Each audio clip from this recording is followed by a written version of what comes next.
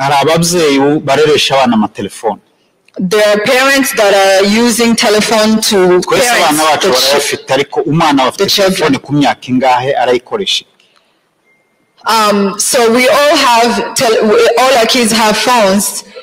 Iyo umwana w'imyaka 14 umugure iPhone akayirarana mu cyumba cye uri umubyeyi uzi icyo cyumba nikakora niyo telefone. So when you give a 14-year-old a phone and you let them sleep with it, what do you know? What do you think they're using the phone for? The research showed two things that are so scary.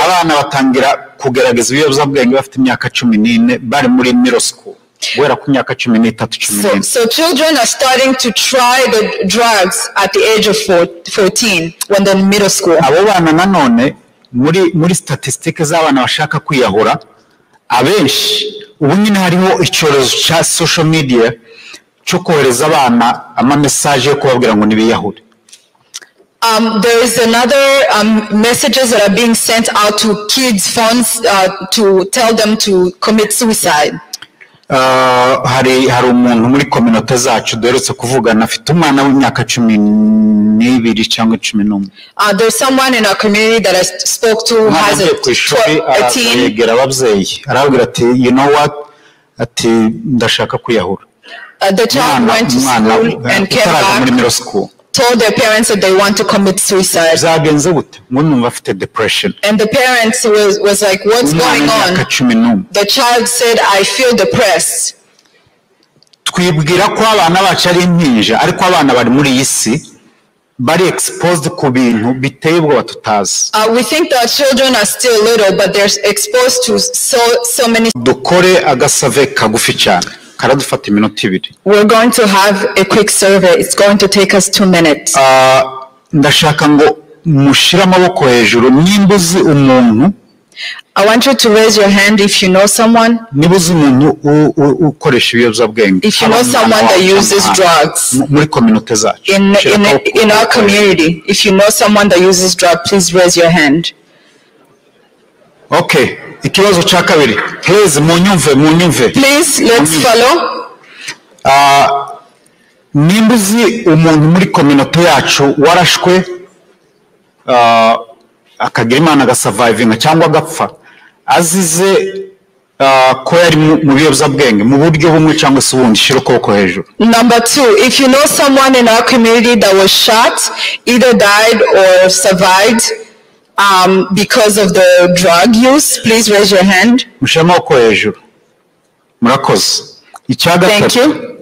Nibuzi umwe mu rubyiruko rwacu cyangwa se byaba ari n'umugabo wabuze akazi cyangwa se watakaje akazi ke kubera ibiyobyabwenge cyangwa se ku nzoga nyinshi akageraho bamwirukana mu kazi ubakaba nta kazi afite cyangwa yarigeze kubura akazi sometime. Third question, if you know someone in our community that lost a job or cannot attend to a job because of drug use, please raise your hand. Nibuzi ko hari umuntu cyangwa se wagiye muri prison kubera ibiyobyabwenge. If you know someone who's in jail because of drug use, please raise your hand. Nibuzi ko hari umuntu ufite restraining order cyangwa se babujije kwegera umuryango we kubera violence cyangwa ibiyobyabwenge cyangwa inzoga nyinshi rukoko he. Please raise your hand if you know someone who's on restraining orders who cannot approach their family because of drug use. Nibuzi umuntu license yiwe bayihagaritse kubera ibiyobyabwenge. If you know someone whose driving license was suspended because of drug use, please raise your hand. Nibuzi umuntu wakoze accident kubera ko yasinze cyangwa yamyoye ibiyobyabwenge. If you know anyone in our community that was in driving under the influence, please raise your hand. YANYUMA nimbuzi umuntu wavuye mu ishuri cyangwa se urimo gustrugglinga mu ishuri. If you know someone who dropped off from school or left or is struggling in school. Ubushakashatsi bwerekanye ko nje wari kubareba hano 90%. So as I was looking at you, 90%. Bira bintu byose barabibona. As I'm looking, 90% of all of you have seen this within our community. Rero iyi presentation yanje ko nayise impuruza. a wake-up call. Oh, okay. So my presentation.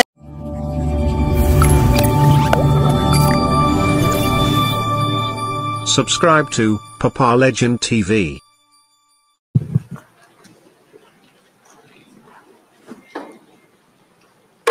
Mwiriwe, amasaha yagiye y'umunsi, ndagira ngo mbanze nshimire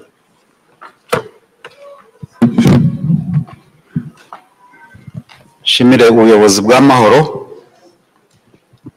kuba bwaradusabye cyangwa se bukadutumira kugira ngo tuze kuba muri uyu munsi. Nubwo turi abayoboke b'amahoro twari kuza tukabana n'abandi, ariko kuba mwaradusabye kuza tukagira icyo dufasha cyangwa se tuganira, turabibashimiye. Icyongeyeho ndashimira abantu bose ko mwaje mungana,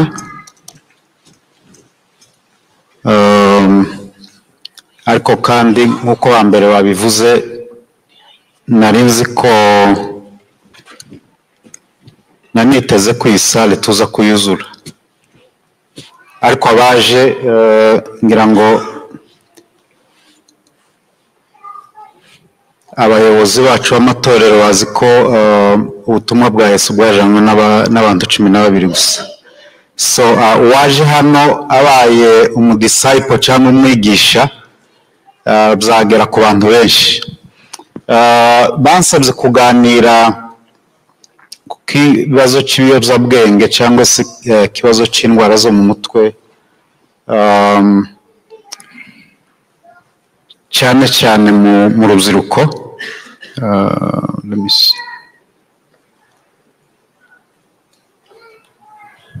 Sinzi nimba abashinzwe ibyuma baza kudufasha. Okay, good. Nabanje gushira aka gafoto, abantu bari hano muri kundagira slide bikavaho. Okay, good. Abantu bari hano muri 2004 igihe mahoro ishingwa nibashira amaboko hejuru. George ari hano, Pastor George. Hariho Pastor George, nabonye na Mama Anastasie. Hari undi muntu? Nanje wa gatatu. Iyi mahoro mubona ingana gutya dore aho yatangiriye. Umunsi tuyitangira harimo Honorable Nyarugabo, twaramutumye ava muri Kongo araza. Ntabwo twari tuzi ko tuzagera. Iyo ngiye mu bintu by'amahoro nkabona abantu bangana gutya, nubwo bibera hanze y'igihugu cyacu, shima Imana ko dufite n'izo mbaraga zo kubasha gutekereza iwacu tungana gutya. Uriya munsi hano muri Amerika twese n'abana n'abadamu n'umuntu warayavutse ntitwari turenza abantu 100, ariko muzi ko tungana hano. Izo mbaraga rero ko zazamutse kandi mu gihe gito tugomba kuzibyaza umusaruro, tutarebye kuri babandi bavuze ingunga bashaka kuduhagarika. Bariya mujye mubihorera mukomeze mutera imbere. Reka ninjire muri subject. Ikibazo cy'uburwayi bwo mu mutwe mu mpunzi cyangwa se mu makominote y'impunzi kiri too general, ni kinini cyane. Nashatse kugira ngo noneho ndeke kubiganira nk'uko nsanzwe mbikora, tubimanure tuvuge ikibazo kiri mu rubyiruko rwacu. Umwaka ushize turi mu kwibuka naganire kuri ibi bintu, kandi nari kumwe na presidente n'ubuyobozi turabiganira. Ndangije ikiganiro mu mezi 2 yakurikiye nabonye amatelefoni ndashobora gusobanura uko yanganaga. Abantu bari hano abakurikiye kuri YouTube no muri Afrika bose bambwira ngo wadufasha gute. Hari n'abantu baje kunshaka ndi muri Afrika ngo tubonane, umuntu yambwira ikibazo cye nkumva n'umuntu urwaye wabuze umufasha. Ariko uyu munsi wa none nashatse kugira ngo ikibazo bampaye isaha yo kuvuga ariko ndavuga iminota 30 nimba nabishira mu minota 30 ahasigaye tuje inama kuko ntituzahora tuvuga ikintu tudakora guhora tuvuga nta action tubishiramo biba bya bindi kandi nta consequences tugakomeza kuzibona cyangwa se ingaruka tuzibona nagize ngo mumfashe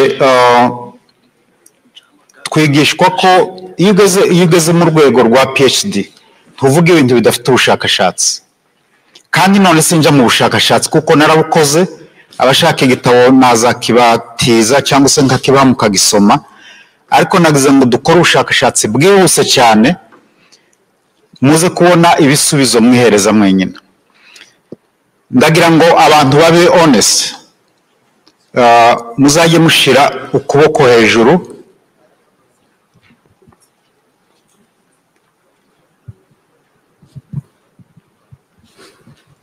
aje gusobanura okay thank you nabishize mu rurimi rw'amahanga ariko nkavuga ngo kubivuga abantu bumva niwo uravuga urubyiruko ruri hano kandi ni topic yabo wowe tuvugira mu cyongereza ndagira ngo dukore agasave kagufi cyane karadufata iminota 2. We're going to have a quick survey. It's going to take us 2 minutes. Ndashaka ngo mushira amaboko hejuru nimbuzi umuntu. I want you to raise your hand if you know someone. Nibuzi umuntu ukoresha ibiyobyabwenge. If you know someone that uses drugs. Muri community zacu. In our community, if you know someone that uses drugs, please raise your hand.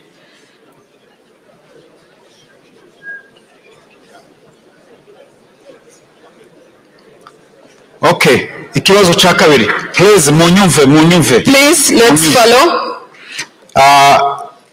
Nimbuzi umuntu muri community yacu warashwe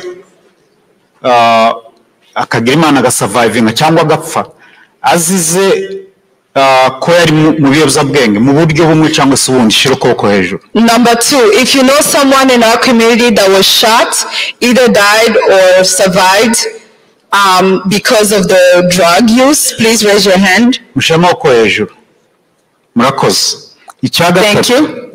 Nibuzi umwe mu rubyiruko rwacu cyangwa se byaba ari n'umugabo wabuze akazi cyangwa se watakaje akazi ke kubera ibiyobyabwenge cyangwa se ku inzoga nyinshi akageraho bamwirukana mu kazi ubakaba nta kazi afite cyangwa yarigeze kubura akazi sometime. Third question, if you know someone in our community that lost a job or cannot attend to a job because of drug use, please raise your hand. Nibuzi ko hari umuntu cyangwa se wagiye muri prison kubera ibiyobyabwenge. If you know someone who's in jail because of drug use, please raise your hand. Nibuzi ko hari umuntu ufite restraining order cyangwa se babujije kwegera umuryango we kubera violence cyangwa ibiyobyabwenge cyangwa inzoga nyinshi ukuboko hejuru. Please raise your hand if you know someone who's on restraining orders who cannot approach their family because of drug use. Nibuzi umuntu license yiwe bayihagaritse kubera ibiyobyabwenge. If you know someone whose driving license was suspended because of drug use, please raise your hand. Nibuzi umuntu wakoze accident kubera ko yasinze cyangwa yamyoye ibiyobyabwenge. If you know anyone in our community that was in driving under the influence, please raise your hand. Yanyuma nimbuzi umuntu wavuye mu ishuri cyangwa se urimo gustrugglinga mu ishuri. If you know someone who dropped off from school or left or is struggling in school. Ubushakashatsi bwerekanye ko nje wari kubareba hano 90%. So as I was looking at you, 90%. Bira bintu byose barabibona. As I'm looking, 90% of all of you have seen this within our community. Rero iyi presentation yanje ko nayise impuruza. A wake up call. Oh, okay. So my presentation is really a wake up call. Turugarijwe. We are under threat? Yeah, yes. We are under threat. Genocide turimo kureba genocide ikorerwa iwacu ntitukumve ijambo genocide kariya kanyuma side ni imbuto irimo donc irimo gushira tureba As we talk about the word genocide, the very last word is seed. It means there's a seed that is basically being extinct. mureke mbereke imibare mike yakozwe hari abantu bake twaganiriye tugerageza guhuza imibare hano muri Amerika na Canada no mu Burayi. I would like to show you numbers or statistics that I talked with few people here. So the statistic was done here in the United States, Canada, and Europe. tumaze kubura abantu 22. We've lost 22 people bapfuye mu buryo bumwe cyangwa ubundi ariko buhuje ku biyobyabwenge cyangwa se inzoga. who died in many different ways, but was related really to drug use. imibare ntabwo ari numbers gusa, ntabwo ari imibare, ubu n'ubuzima bw'abana bacu. So these numbers are not just numbers, these are lives of people. aba ni abakobwa bacu, ni abahungu bacu, ni barumuna bacu, ni bakuru bacu. These are relatives, cousins, sisters, brothers. nagerageje kureba muri Amerika hari uwigeze kuvuga hano ko ari icyorezo ibo bakimenye mbere bafata ingamba. Here in the States, opioid use or drug use has been already classified as a epidemic. mu mwaka wa 2019 hapfuye abantu barenga 50,000 bishwe na overdose cyangwa se kumwe ibiyobyabwenge birenze umuntu agapfa. In 2019, there were over 50,000 people who died from opioid use here in the States. bari urubyiruko ruri hagati y'imyaka 25 kugeza kuri 34. And it was a youth between 25 to 34 years old, male mostly. So niki gitera ibyo bintu? What's causing this? Reka mpere kuri trauma. Let me start with the trauma. Apotre yabivuze. Apostle said it. Ngira nico gituma bazanye ikiganiro canje nyuma y'iki kugira ngo twunganirane. This is why they probably put me behind him so that it becomes a continuation. Yavuze rwose rwo kuva mu minembwe tukirukanwa tukaja mu nkambi tukagera mu gatumba So the journey coming from the DRC going to refugee camps all the way here. ntabwo turi ibiti biriya bintu biracyaturimo. I always tell people that we're not trees. These things has affected us. They're still in us. nje mfite ikibazo ngira ngo Bibiliya ni bivuga iravuga ngo ubwenge bwinshi butera umuruho. Kumenya ibintu ukabona abandi bantu ni nkaho batabizi ndababara mutima. Sometimes knowing so many things, it causes you to feel fatigue. iyo ngeze mu rusengero cyangwa se mu mbare ya pastor ndakomeza mvuga. When I arrive in the church and I'm going to excuse myself from the pastors, nkabona mukutano iminsi ibiri abayumbe, and I see 2 days gathering for the bayumbe, tugasimbuka from Friday kugeza kuwa gatanu. We jump or gusirimba from Friday to Sunday. And no one is talking about drug use in our families. They don't even pray for it. My heart is sudden. So trauma uko ifata ndabinyuramo gato cyane kuko ni somo rirerire mu mbabarire. So trauma is a very long lesson, but I'm going to talk about quickly of how it happens. Biriya bintu byose twanyuzemo, aho wanyuze hose ugahura n'ikibazo. Nariya apotre yavuze ko yagize ikibazo kuri immigration hano, bimwibutsa ko yagahagara ku mabariyeri. Iriya ni trauma. Anytime you go through a problem, and the way Apostle said that he had a PTSD or traumatic event when he would approach a border post. Flashback. So that was, we call that a flashback. Flashback, Nick. Flashback, what is a flashback?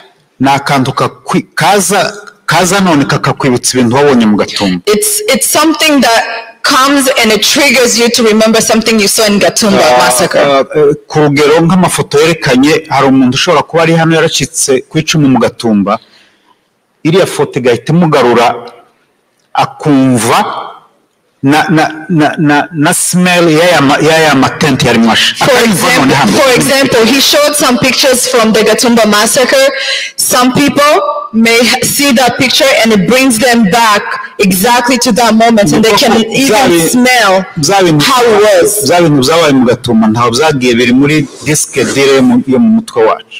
So everything that happened in Gatumba, it's being stored somewhere in our brain. What happened when people were being forced to flee from Uvira, it didn't go anywhere. It's still in our brains. If you have something that really triggers you, everything comes right back like live.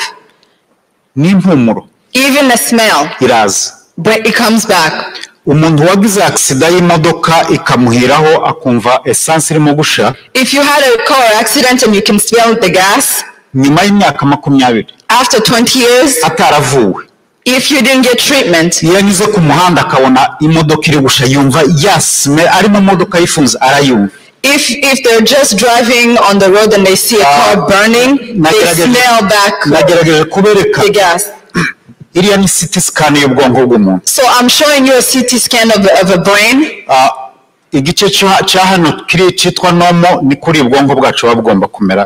so the right side that says normal, that's how our brain should be.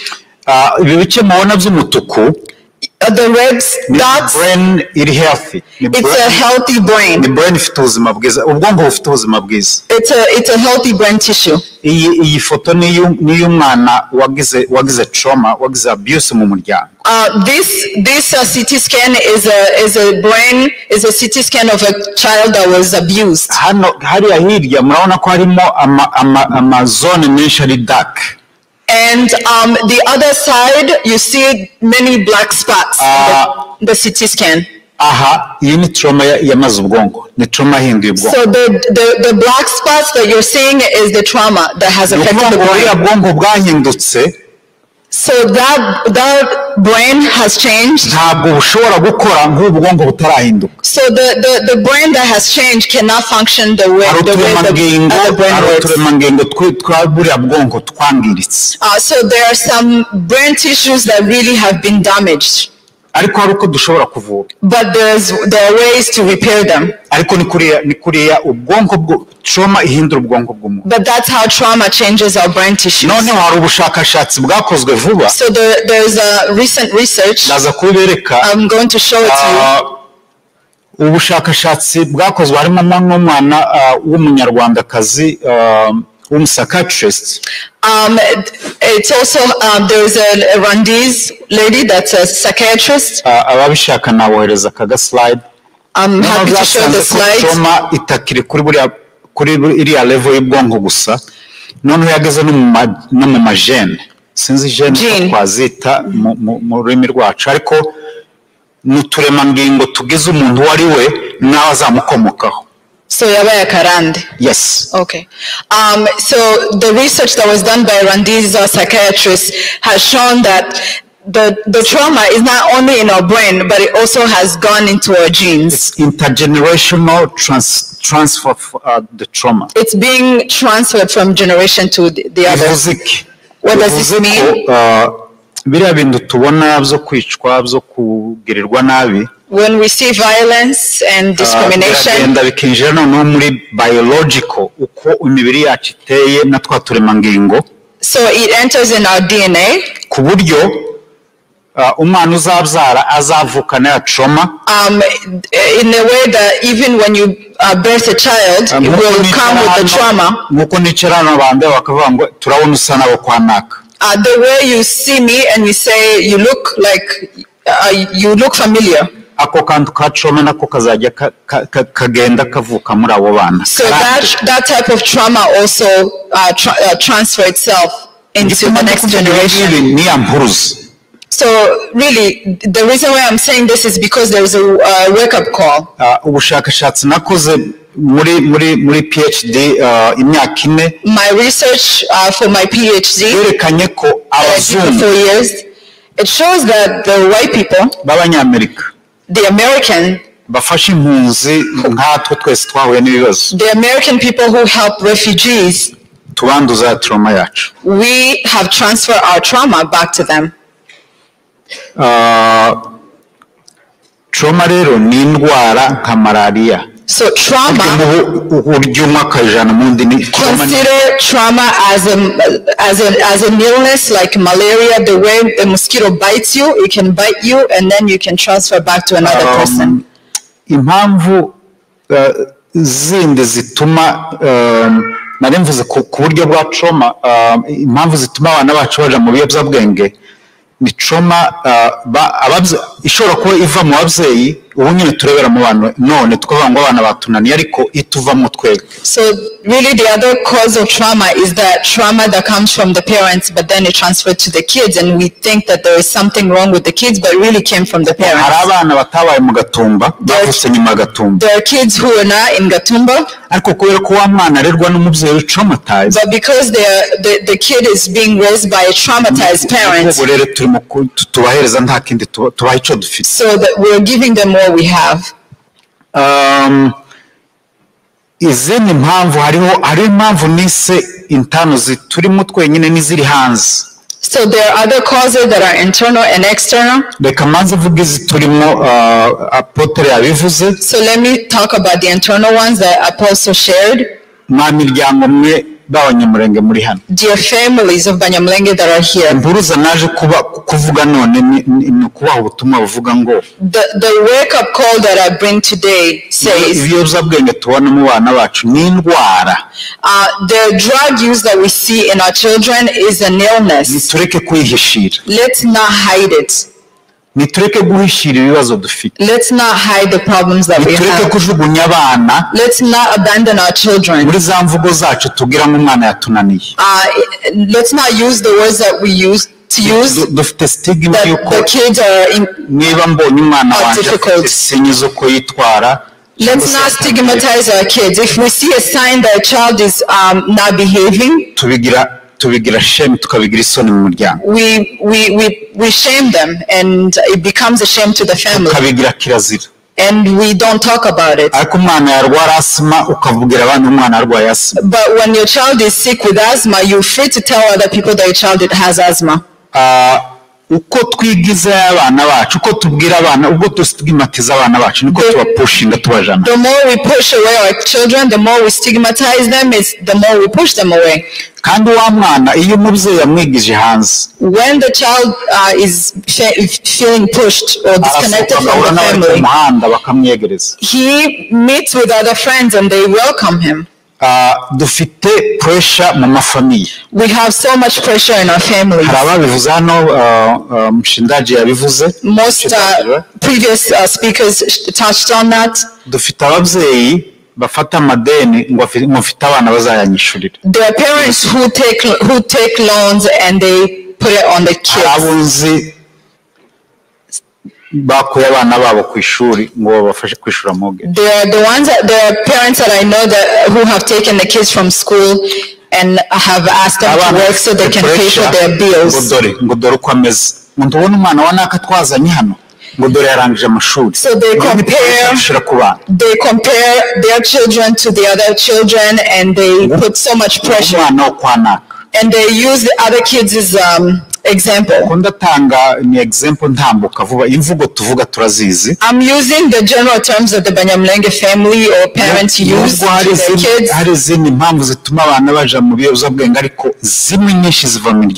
Even though there are many other causes that may cause our children to use drugs, but there are causes that come from within us.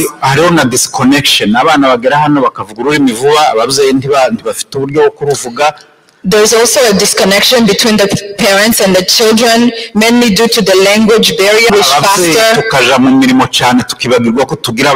And parents go to work and they forget about children. In a nutshell, let's try to minimize the internal cause.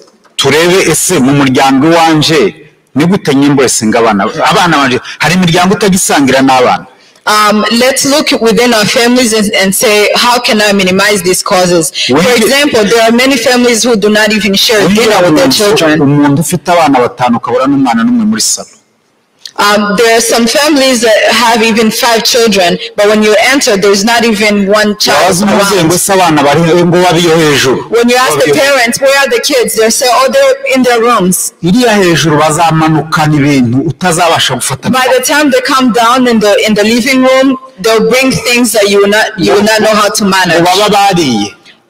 Or sometimes they say, oh, they already eaten. Or they would kick the kids out of the room. Go in your bedrooms. I have guests. You don't really know what they're watching in their rooms.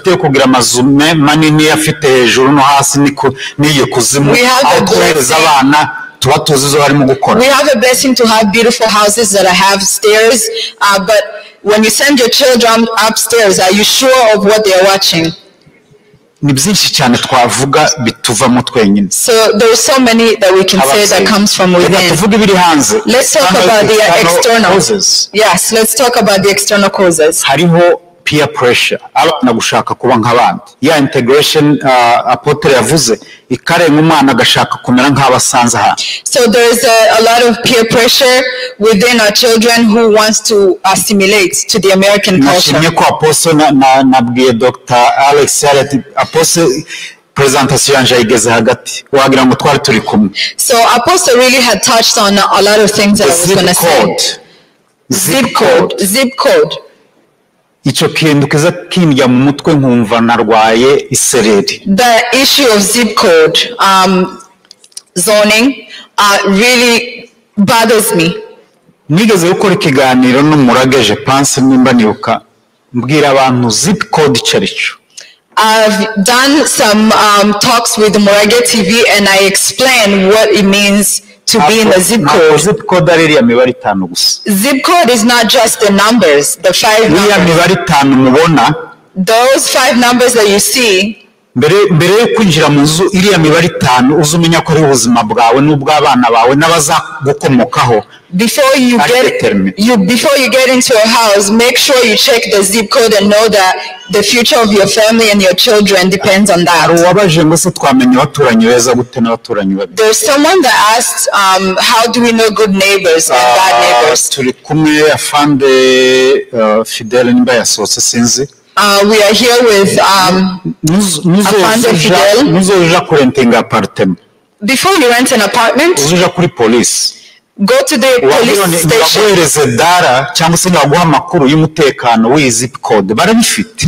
Go to the police station and ask for data for this apartment or the zip code. It's a public information. And the police loves it.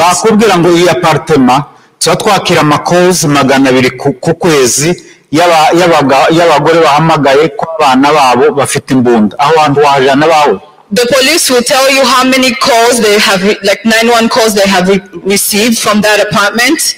Ico ni kimwe cya kabiri.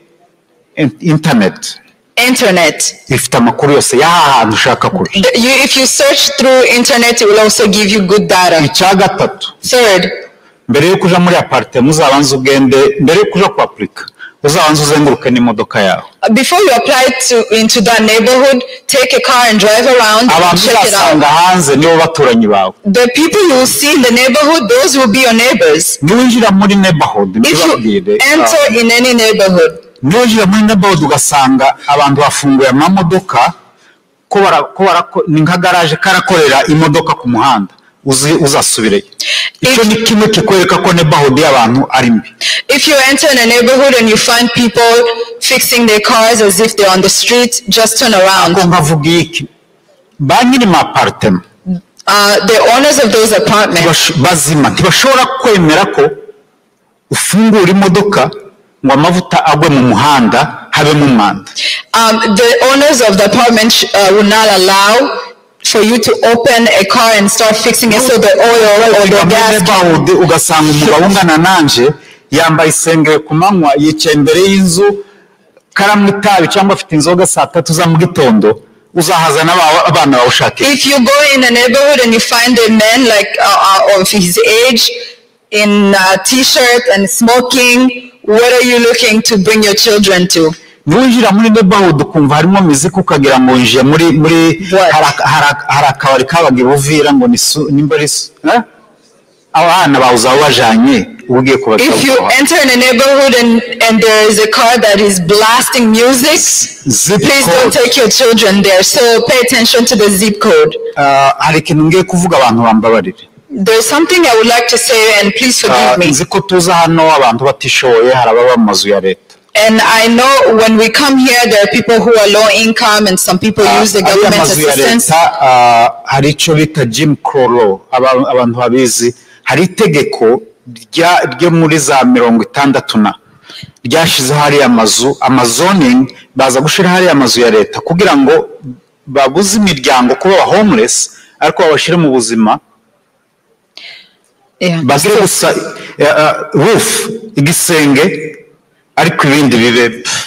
There is a government law called Jim Crow law that was put in place many years ago to prevent homelessness, and they put houses where people can just leave, but they're really everything else doesn't really matter. Uzana muri Amerika bakaguha inzu ya leta uzayijemo ariko wumve kusa nuri mu nkambi ukore cyane vuba kugira ngo usohoke. So when you first come to America and you're given a government assistance or like a house for the government's assistance, work hard and move out fast. Kuko abanyamurenge kintu tuzi hano muri Amerika tuzi gukora.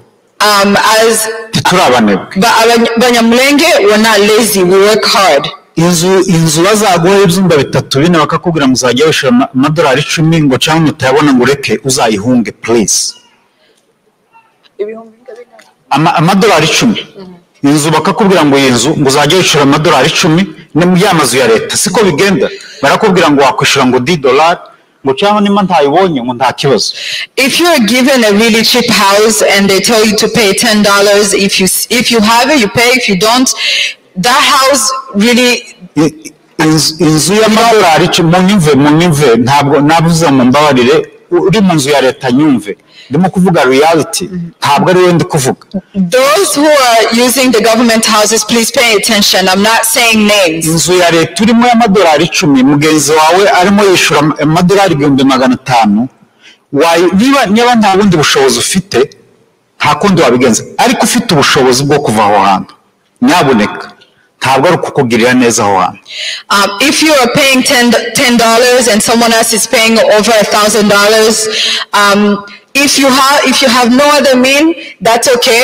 But if you have means to move out of that house, that is not for your good to stay in that house. Hari abantu benshi hariho case njewe y'umuntu nagiye kureba ndamubwira.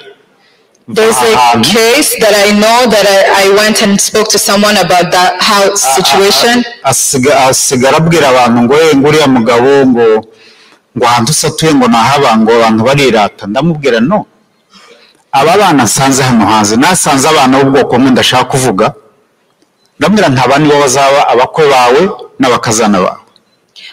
When I spoke to that man, he felt that the other places were too expensive, and I tried to convince him, and I showed him that the kids that were around, and I said, these will be your son-in-law or your daughter-in-law. After 5 years, that's what happened. Yagiye gusohoka aho ngo aguriza handi hamaze kugira damages zitagira ko zingana ntavugira. By the time he was buying a house somewhere else, the damage was already done. So zip code twayivuga tugatinda ariko hariho social media nayo irimo kutwekira abantu. So I can talk about zip coding, but now next thing is the social media. Hari ababyeyi bareresha abana amatelefone. There are parents that are using telephone to parents the children. So we all have, all our kids have phones.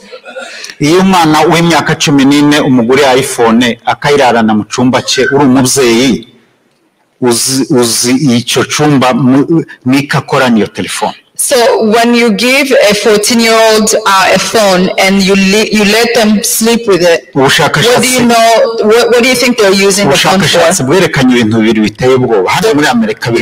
The research showed two things that are so scary.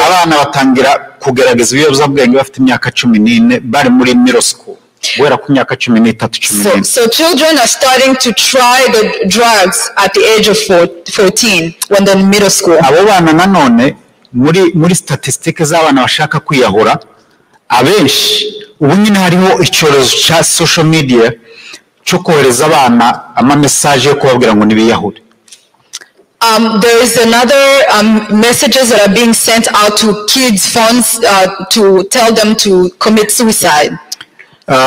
Hari umuntu muri community zacu duherutse kuvugana afite umwana w'imyaka 12 cyangwa 11. There's someone in our community that I spoke to has a teen. Yegera ababyeyi arabwira ati you know what ati ndashaka kwiyahura. The child went to school and came back. Told their parents that they want to commit suicide. Depression. And the parents was like, what's going on? The child said, I feel depressed.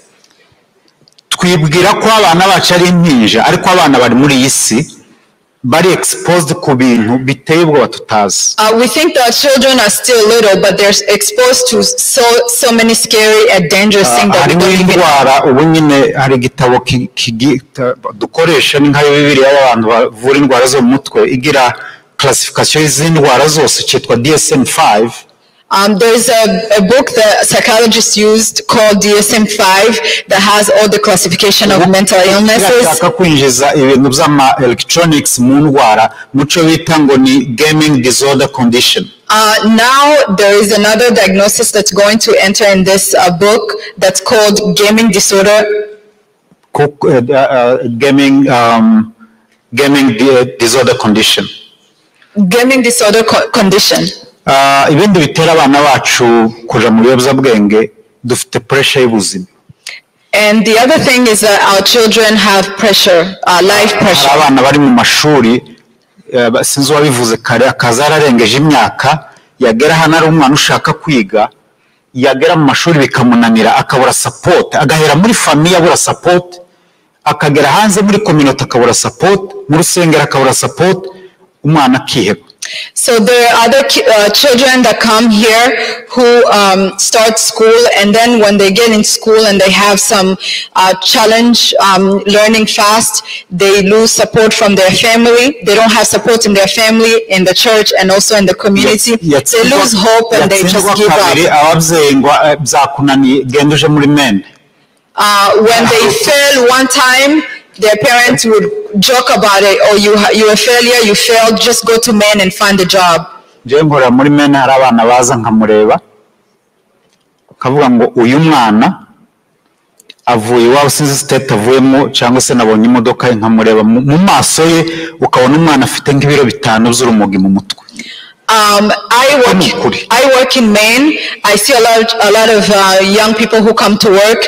I look at them. I don't even know where they come from, and I can see just in their face, and I can tell they have about 5 pounds of drugs in their head. Agasa n'umwikuye ngo genda ja muri manager Arizona je hahandi ariko umwana wamureba mu maso ukabona n'umurwayi wohereje kuja gukora. When a child starts making $5,000 a month, the parents are so quick to push them away. But when you look at them, they're so sick and struggling.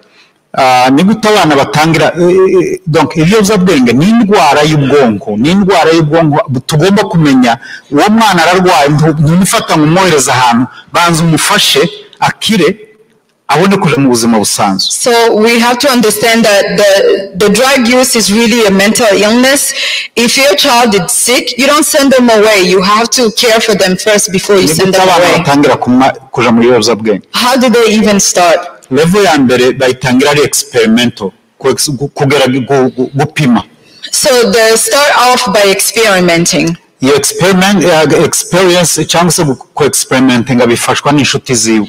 The experimentation process starts with just trying out with friends. Wohereza abana muri birthday y'umuntu utazi n'igihe yavukiye n'ababyeyi biwe uzi ngo abana bawe barakura iki. It starts off by you sending your children off to a birthday of their friends that you don't even know. Daddy ngo ngiye ngo muri birthday ngo y'umuntu ngo inshuti yanje. Okay. Your child comes and say, Daddy, I'm going to my friend's birthday that you don't even know. And then you say, okay, go. Ujya ufata wa mwana ukamudrivinga ukamugeza kuri ya nzu ugahura n'ababyeyi ukareba abana bari kumwe nawe mu nzu ugasiga umwana wawe wizeye aho umusize. Do you take your child, drive him to his friends, look around and see what kind of friends he's going to be around, and then know where you leave your child? Abana bita ngo ni sleep over. And then there's another thing called the sleepover. Wa mubyeyi we ufata umwana ukamwohereza gusleepinga over ku muntu mugasengana. Parents, you take your child and you send them off to go have a sleepover to someone that you don't play with. Mutavuye mu muhano umwe ngo uramuzuza imico ye. You didn't come from the same village, you don't share the same values. Tuzi abana buko bitwara ukabwira umwana ngo go sleep over. You don't even know how their friends conduct themselves, and you just let them go. What they're going to bring back, you're going to use two hands. That challenging ababyeyi. I am challenging parents. Sleep over. Nimba nje nabipfuye mfite abana bakuru ubu nyine ariko nabipfuye ngira umukobwa umwe twigeze kubipfa ndamubwira ngo mbere yo kuja gusleepinga over zoza mbanza mbonane n'uwo muntu tuganire nawe numva ko ari abana be. Sinshobora kukwemerera. I have one daughter and I've had some fights with him, and I said, before I let you go have a sleepover, I'm going to have to meet with the parents and see and talk to them and see how they raise their children. Abandi bamubwira kabwira ngo you know what, my dad was too African. Ambira ndiwe nzakomeza mbewe. So my daughter was used to it, and at some point my daughter got used to it, and she would tell her friends that my dad is too African, I can't come. Timubona uko twikanze harawo bitwibukije amasasu twumvise. This is a trauma. Did you see how we were startled? Some of us remember the gunshots that we heard. Ibya kabiri iyo umwana avuye muri bijya byo ku experimenting arama none agakorora akagira gute ejo akavuga ati uziko nakoroye ariko numva ndi hayi bazita no kuba hayi no kuja hejuru akumva ari ahantu hanejeje yasinze. After experimenting, they cough a little bit, and then after that they're like, okay, I cough, but I feel high, I feel good. Nuko abana bacu agatangira akadoze gato none ejo bakamubwira ati ukozeho akageraho none haje muri addiction ubwonko bukarwara indwara ikamufata. It started off by just a low dose, and then you continue into becoming addicted. Level ya gatatu negihe iyo bavuga addiction ubwiye no muri dictionary ukareba bavuga ko ari indwara y'ubwonko. Ico gihe ubwonko bwarwaye imbaraga z'umuntu z'umubiri we ziba zashize noneho agakoreshwa n'ibiyobyabwenge. So once the addiction really means that our body starts to just being used by the drugs. Igatazibonye agashobora kuba adashobora no guhaguruka ngo abe mu gitanda. When you don't get the drugs, when the child doesn't get the drugs, they can't even leave the house. No kubivamo iyo ufashe umuntu kuva mu biyobyabwenge ngira ngo nsaba abantu bacu please. Umuntu nimba ari mu kiyobyabwenge akakubwira ngo ndashaka kubivamo ntukambwira ngo hagarika none. No. Abagiye gupfa. Iyo uhagaritse ni kuvuga ngo hagaritse ikintu cyari gifashe umubiri we gufunctioning. Uko bigenza ugomba kubona n'umuganga agatangira kumuha doze nkeya igenda iramplasa bya biyobyabwenge kugeza igihe bizavira mu mubiri. So when you make a decision to leave drug use, it's not advisable to just tell them to stop. So n'umwana wawe afite behavior zitandukanye aje mu rugo atinze biruta uko byari bimeze atangiye kuvuga uko atavugaga hari ibimenyetso byinshi nk'umubyeyi ugize attention wabona ko umwana wawe ari guhinduka. There are so many signs that can show that your child is changing. If they're coming home late, they're talking the way they don't usually talk. There's so many ways you can figure out that your child is changing, and you can start to approach them. And when you see friends just popping up and you don't even know their faces, and you open the door and you just let the child go. Intergenerational trauma twayivuze uko abantu ba trauma igenda ija mu rubyaro. We talked about intergenerational trauma. So ibi byose byikubise ku mwana.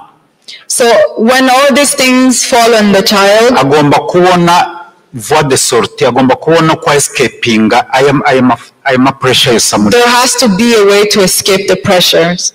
Aja mu nzoga ku escapinga PTSD yari trauma cyangwa anxiety cyangwa akazi cyangwa responsibility mwamuhaye cyangwa ibindi bintu byose bimugoye akaja gushaka igituma byibuza sinzira. So when the child has PTSD, anxiety, work pressure, school pressure, relationships, they find other ways to escape all that anxiety. Harakota no bavuze ngo ntabwo ari urumogi cyangwa se ma drugs atuma umuntu aba umaddict, ahubwo nuko abashaka guhunga reality, nuko abashaka guhunga ibimureba biri aho ngaho bigaragara byamunaniye. So there is a quote over there that says it's not the drugs that make a drug addict. It's the need to escape reality. Okay, niki twakora? What can we do? Kimiryango. As families, we need to take the first step to help our children. Duhagarike stigma, duhagarike ibintu bya kirazira kumva ko tutavuga ibibazo biri mu miryango. We need to stop stigmatizing drug addiction. Reke gukora communication ijudging abana bacu. Let's not judge our children. Please. Let's help our children. Ngo gusanga umuntu wagonzwe n'imodoka ugatangira kumuseka. When you find them in a car crash and you start to laugh at them. Let's change our mentality. And you start to talk about other kids.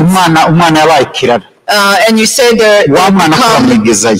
they become difficult and you're pushing them away. Let's get involved in the lives of our children since they're little. Know where their children go. Know who they are with. Sometimes you may need to be a strict parent.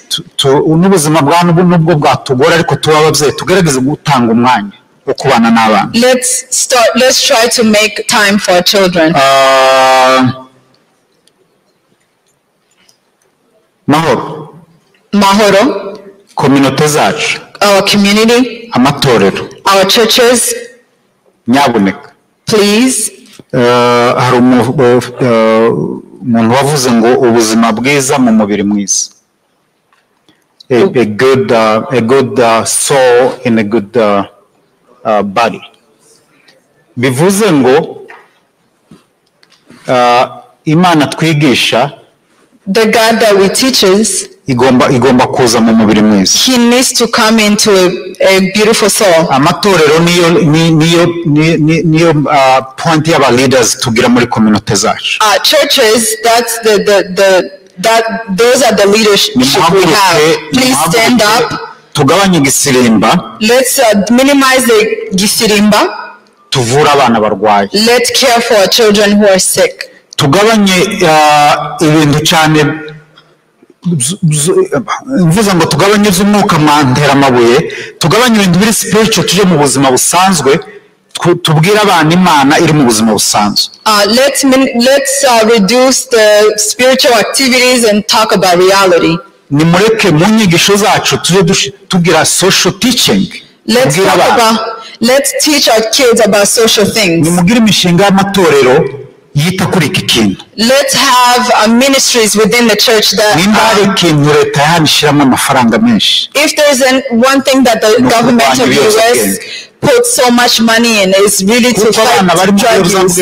Ejo bazaja muri prison kandi Imana igiye muri prison leta mutanga amafaranga menshi ubuzima bwe bwose kurushayo bakamutanze kugira ngo akire. This is because when children are into drugs, they end up in jail, and once they're in jail, the government spends so much money when they're in jail.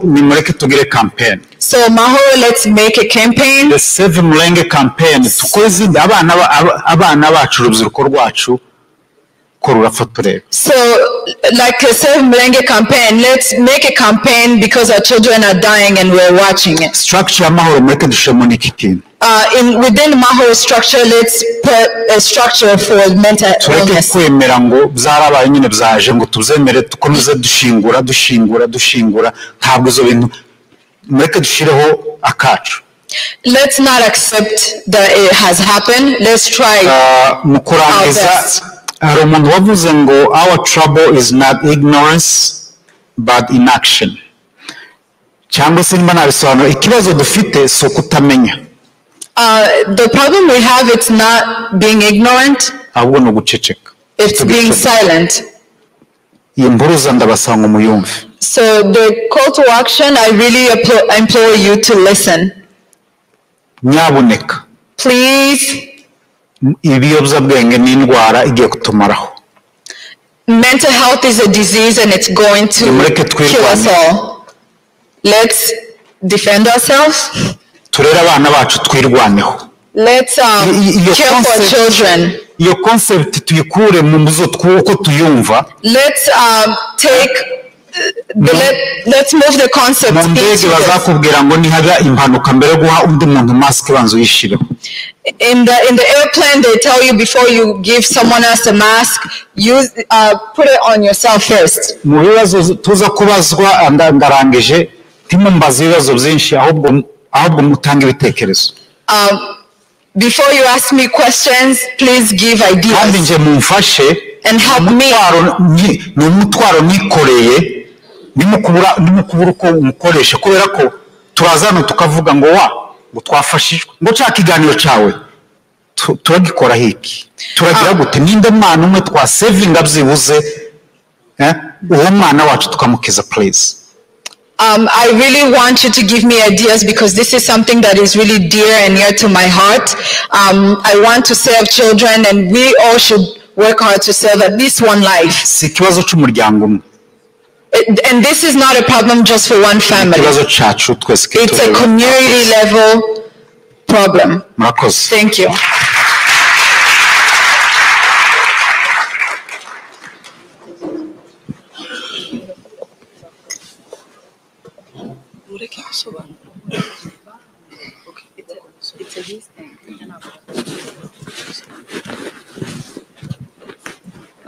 We need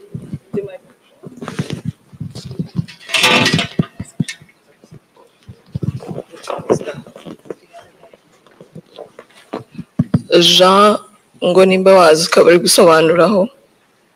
Murakoze. Thank you. Jean, urashaka gusobanura?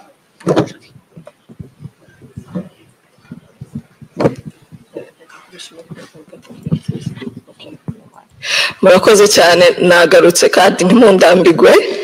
Thank you so much. I return again. Please be patient. Nkuko nari nabivuze nitwa Mwamikazi Bagabo. Like I said, my name is Mwamikazi Bagabo. Tugiye kuganira ntabwo ndi busubire muri everything that they said. We're going to have a discussion. I'm not going to repeat what he said. Ku mpamvu z'umwanya ndatanga ibibazo bikeya umwanya wagiye.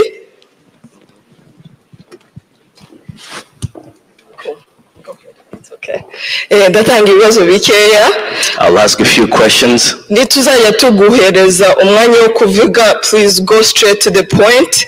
If we give you an opportunity to ask a question. Kubera ko nitujya mu makuru ntago turi bubone umwanya w'ibyo byose. Let's use our time wisely. Ndatangirira ku kibazo kimwe mbaza Dr. Justin ko twaganiriye hejuru y'abana kera bagize icyo kibazo cyo kuba addicted to drugs and everything. Ni yihe nama wagira ababyeyi bagifite abana bazima yenda batarajya muri ibyo ngibyo, ni gute bakwitwara ku bana babo, ibiganiro ni ibihe bagirana? Dr. Justin, for parents who are already facing, the challenges you talked about, what are the strategies? What can they do? Okay. Ndabanza mvuge ko bafite abana bafite ikibazo cy'ibiyobyabwenge kuko haracyari icyizere bavurwa. I will talk about children who already have those problems, there is hope. Ntabwo nshaka ko tubajugunya ngo tuvuge ngo reka dutangire ko nono haracyariho icyizere. They're not outcast. There is hope. Nimuvugane n'abaganga babo bana. Please speak to their physician, people with skills. Indwara iravurwa. It's a disease. It can be treated. Wa mwana mwereke urukundo. Show them love. Show your kids love. Muhere mu muryango mumwereke urukundo, mumwereke ko mutaramuheba. Show them love at the setting in a family. None yemere ko afite ikibazo mwese mushakira igisubizo hamwe cyuko yavurwa. As a family, create an understanding and talk about the problem together so they can be treated. Kuko umuntu kuva mu yobuzabwenge hariho etape 12. There are 12 steps to come out of. There are 12 steps to come out of drug addiction problem. Kandi zo zose wa muntu ntaziva mari wenyine agomba kubona naco icyo twita natural support no guhera ku babyeyi mu nzu babandi bamwumva babandi bashobora kwicarana nawe bakabona yabuze ibitotsi bakabyuka bakicarana. One of the most important step is them to have natural support. The people that love them, the people that are around them, who will accompany them to get better. So abafite abana bataraja muri ibyo bintu. So for parents who have kids that are not facing those problems, tureke kwirara niko babyitangira ni tureke kumva ko turi immune, tureke kumva ko bitazatugeraho. Let's not be complacent. Tangira ubunyine. Start today. Menya aho umwana wawe ari. Know your child, where they are. This month I communicated with the parents.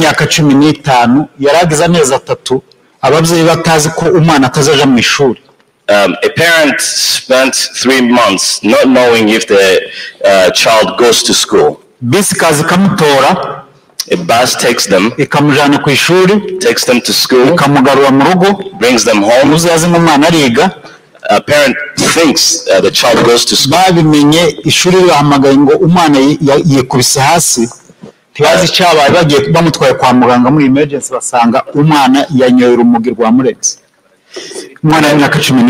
then a parent found out after the child went to the emergency room having overdosed.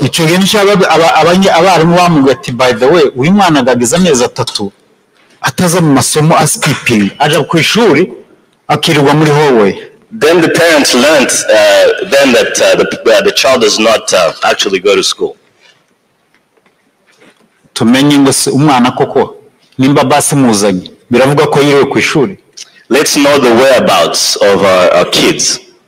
Nabavyeyi bangahe hano baza bahamagara abarimu batabahamagaye umwana afite ikibazo wowe gahamagara abarimu kugira ngo checking ku bana babo. How many parents communicate with school or attend parent-teacher conferences? Now duhera abarimu barabikunda kuko bashaka umuvyeyi baba partners. Educators like to be partners with parents. Ndibaza ko araho twahera. I think that would be a good start. Tukanaganira n'abana bacu tukabibabwira. Engage our children. Uranga kubabwira ariko haruza ababwira ni muze mwumva uko bimeze. If you create that void between you and your child, other people will take advantage of that. Thank you so much. Our protocol muhereza abantu microphones. Dufite umwe hariya already ariko bakiri kumushira microphone hari ntekereza ko ibi bibazo abana bagira mu amazi. Can we have some water? Singeza amazi.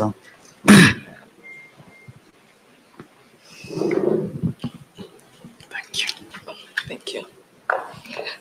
Narivuze ngo ntekereza ko ibibazo abana bagira byo mu mutwe byinshi biterwa na trauma. Wavuze ngo trauma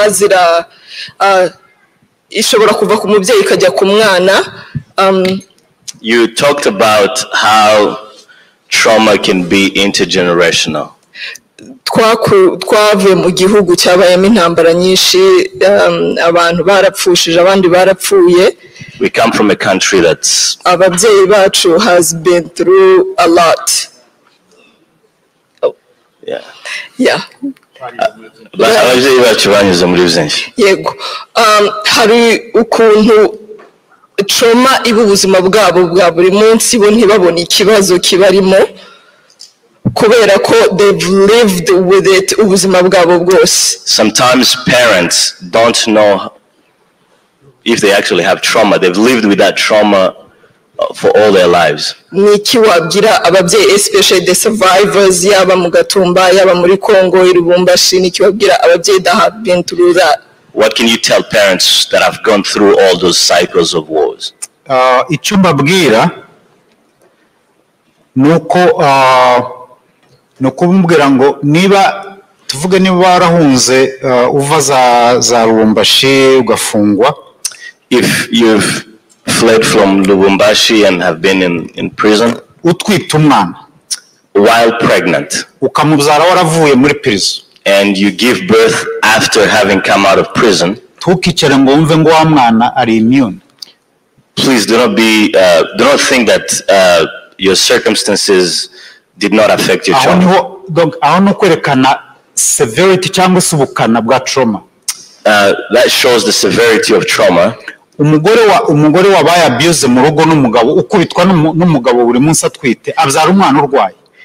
A woman that's abused at home while pregnant, they give birth to a child with problems. What does that mean? Wa mubyeyi nuzajya uryama ibyo wanyuzemo ukabirota kuko zimwe ni symptom kararo udasinziriye wikanga ugira uzajye wumva ko na wa mwana nubwo yari afite umwaka umwe ubwonko bwiwe bufite bya bintu. The pain and the abuse that parents go through literally affects their kids. Hari aho abana baturusha level ya resilience cyangwa se yo gukomerera ibibazo, ariko kandi ntitwumve ko abana bacu bo byambayeho. Uyu mwana ngo yarakiri uruhinja ariko ni umuntu mwari muri kumwe mwabinyuranyemo yonse amashereka yawe ufite trauma, amarangamutima yawe mwarayasangiye. The circumstances and the difficulties you went through as a parent, do not think that, even though your child was young, they've equally been affected by the same abuse, same trauma, same circumstances. Nushaka ubufasha uzahita ushaka n'ubw'umwana.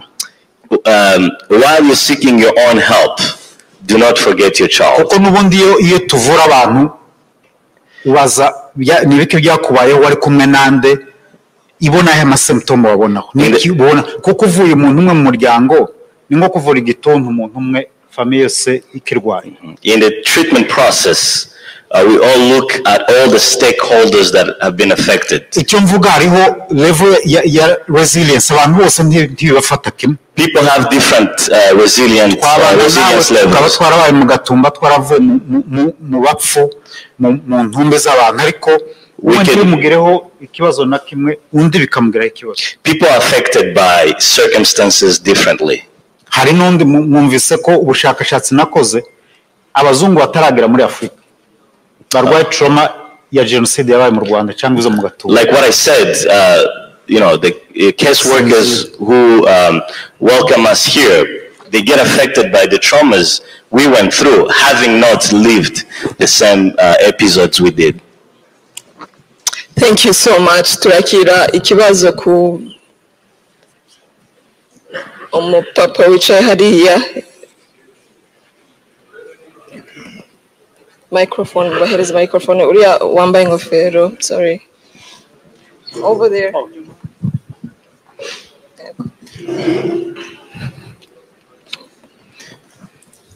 Ubaza ikibazo azajya avuga izina rye kugira ngo ntaza kwibagirwa. Murakoze.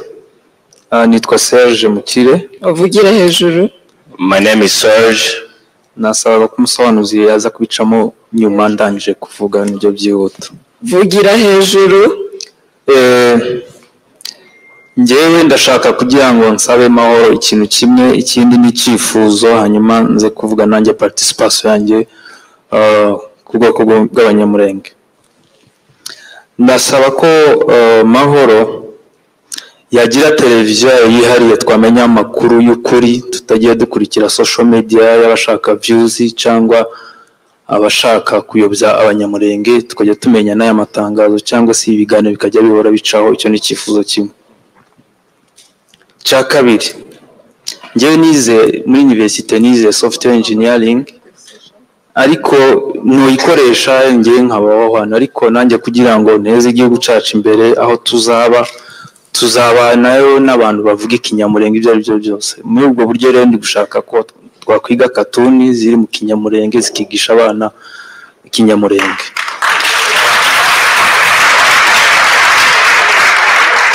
Icya kabiri gituma abantu batadutabara tugira ibibazo hariya nuko tubikoresha ku flyers tukandika save murenge gusa, ibyo ntibijya bikora ku batabazi. Ndumva muri ubwo buryo muri yo katuni ni muri general nshaka kwiga filmmaking biri byagutse ku buryo tuzajya dukora documentaire y'ibyabaye biri mu ndimi zose ku buryo twumva abatabazi bakaduha ubutabazi, ntabwo bajya bumva ikinyamurenge tukabimixinga amashusho n'amajwi ari mu ndimi nyinshi. Murakoze. Icyanyuma, abanyamurenge dusa nka entertainment yacu ari gisirimba n'ibintu by'amakorari, ababyeyi ugasanga barasinga abana utaba mu korari ntaje mu gisirimba nyine mu kiyumbe kumva ko ntaco akoze, ariko nkumva amahoro yagira devoir yo kumva ko sport mu mikino gateza imikino imbere mu bantu bakiza ubu ngubu. Abakinyi nibo ba mbere ku isi, imikino y'uburyo bwose abakobwa cyangwa abahungu, entertainment ntibiyongiye gusa kandi ababyeyi bakabishikira mu bana. Murakoze. Murakoze. Again, nta mwanya dufite, please mugende straight to the point. Turafata muri iki gihande. Yego mzehe microphone. Uriya wavuze ngira ngo yatangaga ibitekerezo nta kibazo yabajije.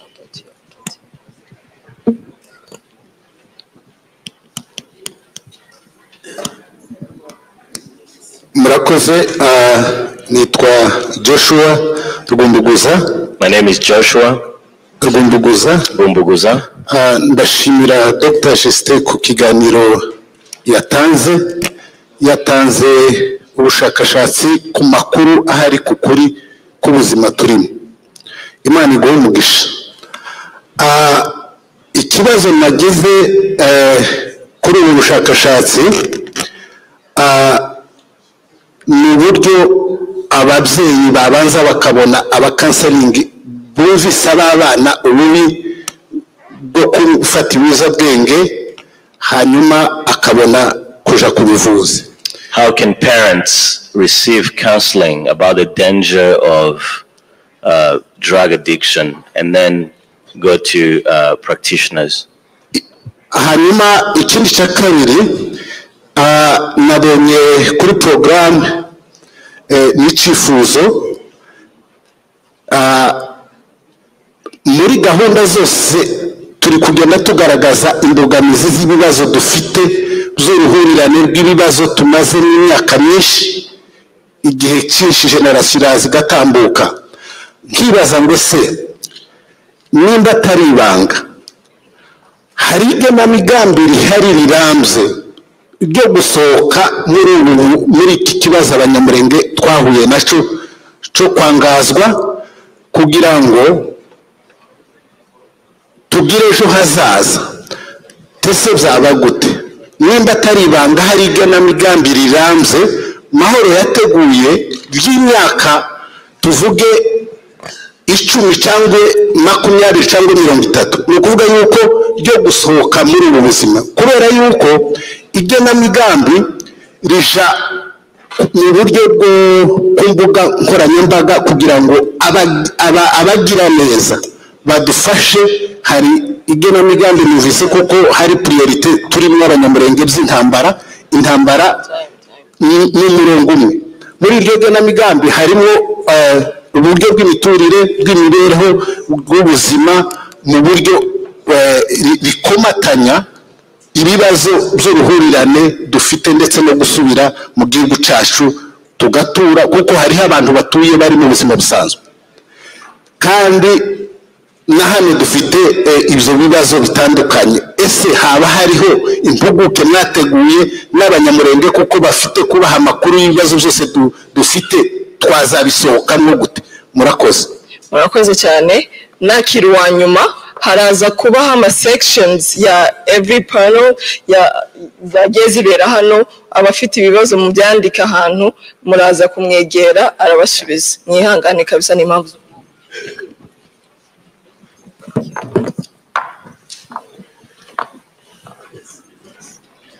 Murakoze cyane. Nitwa Mujyanama Claude. Ndavuga ku biyobyabwenge. Njye nagize amahirwe cyangwa se menshi cyangwa se make yo kubana n'abantu babikoresha. Sinabikoresheje. Nabonye kariyeri z'abantu zikabishinga abantu bafite impano zitangaje bakabona mu gihe gitoya cyane. My name is Mujyanama Claude. I've had the fortune or misfortune of living with people that use drugs. I've seen people's careers dissipate. So hari amoko menshi ya drug ku buryo bigera kuri level 1 n'umuntu muza akabikoresha utabizi. Niyo ntibaza rero ku babyeyi bacu uzi ko tubameze. Umwana ashobora gukoresha drug mu nzu mubana ntubimenye. Ikibazo rero ngiye ko mbibona n'igisubizo numva cyabaho. Dukora imihigo. Imihigo ihere idashobora kuba n'amahoro cyangwa se kuri level y'imihana cyangwa se amakanisa. Bitewe n'icyo mwahitamo. Akajyaho nibura weekly cyangwa se monthly basis yuko abana bahura. Kubera ko ababyeyi bose bafite icyo kibazo majority gifite baba involved ko kirabaremereye bazwara umutwaro. Icyo cyumweru cyangwa se ari kwezi bahisemo hakaba inyigisho zijyanye n'ibiyobyabwenge n'abana bagahabwa chances zo kuvuga uko baza kenshi niko birekura niko banavuga n'amadroge bakoresha na system bakoresha. Ku buryo bizongera ubumenyi bwo kumenya droge ziri mu rubyiruko ni izihe dushobora kuzimenya izo arizo n'umuntu wamenya ngo umwana akomeze gutya hari kitari kugenda neza. Hanyuma nk'ibirangirira aho ngaho hakabaho n'imihindo follow up y'ibyo bintu. Niba bavuze amadroge bakoresha amashyashya yandikwe data zibe collected. Niba hari abakoresha ubwo hari azabivuga muzaba counselors muri iyo meeting to building a database tumenye progress iyo turi gukora from there bizaba byoroshye gufata policies zizatuma duhangana n'ikibazo tuzi neza ibyo turimo. Murakoze. Reka nsubize ibibazo bibiri nibyo kimwe ni cy'amahoro ibya planning Pastor Joshua yabajije ndakerekera ubuyobozi bw'amahoro barakigusubiza. Yes. So Joshua yabajije uburyo bwo gutanga inyigisho ngirano ku bana kugira ngo bamenye ko bafite ibibazo. Joshua asked about strategies for parents who have problems. Iyo niyo nzira n'ubundi abantu bakoresha iyo ufasha abantu bari mu biyobyabwenge kugira ngo babivemo. That's actually the process we use to help people to come out of that addiction. cyane muri community zacu aho ibiyobyabwenge ari tabu ari kirazira. Especially in our communities where drugs topics are taboo. Cyangwa se mental health muri rusange indwara zo mu mutwe ari tabu. Or mental health problems were taboo. Reka mbahe ubuhamya buto. Let me give you a testimony. Kuva mu mwaka na 14 kugera kuri 2018 2012 kugera muri 2018. Since 2012 to 2018 nari mfite program ifasha impunzi mu bibazo byo mu mutwe. I had a program that's focused on refugees regarding refugee mental health program. Kandi ntibyari byabene wacu gusa byari impunzi aho ziva zikaje. It was regarding all refugees of all origins. So community zacu z'abanyafurika zagiraga ibibazo byo kwemera ko bafite PTSD ku buryo abantu batabyemeraga ukabona ntibashaka no kubyumva. African communities live in denial. They don't even acknowledge that they have PTSD problems. Ariko mu buzima busanzwe ukabona umuntu ararwaye ariko ngo kubona umuntu acumbagira ariko akakubwira ngo ni muzima nta kibazo afite. But in normal life you can see symptoms and signs of problems. System nakoresheje icoge kandi yamfashije cyane kandi iba model ama state mention na government bagenda replicating. The system I employed that I actually became a model for many states. nakoze icyo twise community support groups. I came up with community support groups. Aho nigishaga abantu ibyumweru 7 babwira kugira ngo bumve mental health icyo aricyo cyangwa se bumve indwara zo mu mutwe icyo aricyo. Where I coached people for 7 weeks to understand what mental health is. Twatangiraga mbwira abantu ngo mbwira story yawe, umuntu akaza agahagara hano akambwira aho yavukiye akagira iminsi 3 avuga story yiwe. I started where people would lay out their stories and where they come from. Yagaruka nkamubwira mbwira ugeze mu Gatumba byagenze gute, akagera wenyine ahambwira uko ubwicanyi bwo mu Gatumba bwabaye, sinjya bimubwira akabizana wenyine. People started opening up. None nkabona entry point nkamubaza hari icyo kibitekerezaho, hari umunsi ushobora kubyuka cyangwa se nijoro waryama ibiriya bintu bikagaruka mu nzozi. Then it, created an entry point where we would dive deeper into challenges, and then they would admit how it has affected them. Then they would admit how it's affected. Ngwino tuzabona bamwe bakansanga muri office akanga kubivugira muri ya community abandi bari akambwira ati narashize mfashe. Then people started so icyo ngiye hariho uburyo ugenda ubizana buhoro buhoro kugira ngo abantu badahunga. Nta muntu barambwira ngo yango sindi umusazi, ariko at the end of the day wenyine akaza kunyibwira ati ahubwo narasaze byaraciye. So that model worked where people admitted and where ubwo buryo bwakorwa iyo curriculum n'ubu ndayifite. I still have that curriculum. Abashaka nayibaha, abashaka ko mbibafashamo. I don't need money. Ntawe naca n'urudolari nimba ari ikintu kizofasha abana bacu cyangwa se ingo zacu cyangwa imihana yacu. I don't need any money.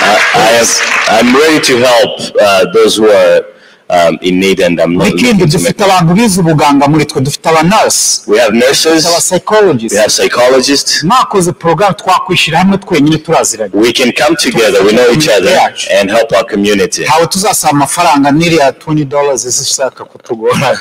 Muhumure. Nta biri zaza nyuma yiyo, ariko icyo tuzabonamo muri future yacu twese tuzagcelebrating. So nagira ngo kubwire ko yes birashoboka. Mahoro ama churches iyo mvuga ngo ni muzagire cyo ko ndavuga ama churches nkavuga na mahoro. When I talk about bazafati ya mbere let me know, nzakorana namwe nzabafasha churches and mahoro, we can come together. Claude yavuze ingaruka z'ibiyobyabwenge. You are right. Ibiyobyabwenge hano bizicira abantu career bakaba abo ku muhanda. Drugs affect people's career and they become homeless. Mahoro twakora ama camp. Mahoro can organize camps. Churches twakora camp z'abana. Churches can organize camps. Bahe example nto turangiza. One example. Twebwe tuba mu itorero rya Zion muri Dallas. I am a member of Zion Temple in Dallas. Sama tugira camp y'abana bacu. Every summer we have umuyobozi wacu apostle agenda kamarana nabo 2 weeks. Leader spends 2 weeks with children. Yagerayo akabambura amatelefone. And then he takes away their phones. Muzi biba muri nyuma y'ibyo byumweru 2. You know what happens after those 2 weeks? Abana baza baje muri salo kwiyogoshesha imisatsi. Our kids come transformed.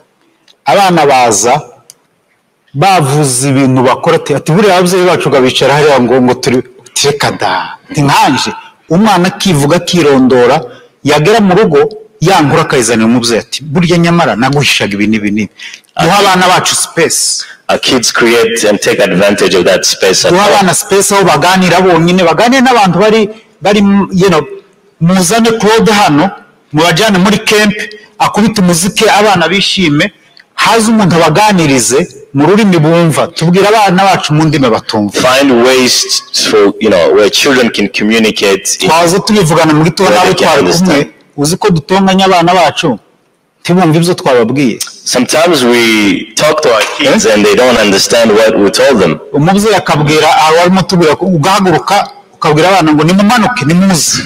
Sometimes abana akakoza ngo tuje ukamubwira ngo wepfa kumanuka gusa ambara inkweto injira mu modoka tugiye ndakubwira tugeze mu modoka tugomba kureba ibyo twararangiye uwo mwana kurarera a stranger mu rugo rwawe. There are miscommunication between parents and their children. Twereka abana bacu urukundo. Show love to our kids. Bazatubwira ibyo babonera ku ishuri. And they will trust us with the truth of what building a trust. Let's build that trust. Yeah. Thank you. Murakoze cyane. Thank you so much. Thank you so much. Kandi ntibikaza biba ngo turumvishije tubajije ibibazo muzaza mugana n'umujya mu mago mubishire mu bikorwa. Murakoze. Washaka nyuma y'ibi available natanze ku kibazo cy'indwara zo mu mutwe, ku kibazo cya drugs. Guys, natanze umwanya wanje. Nimba uri n'umubyeyi ufite icyo kibazo uzajya umpamagara. I will stop what I'm doing tuvugane nawe kuko umwana ni uwanje, uwo mwana ni uwacu twese. Murakoze. Rakoze Dr. Justin.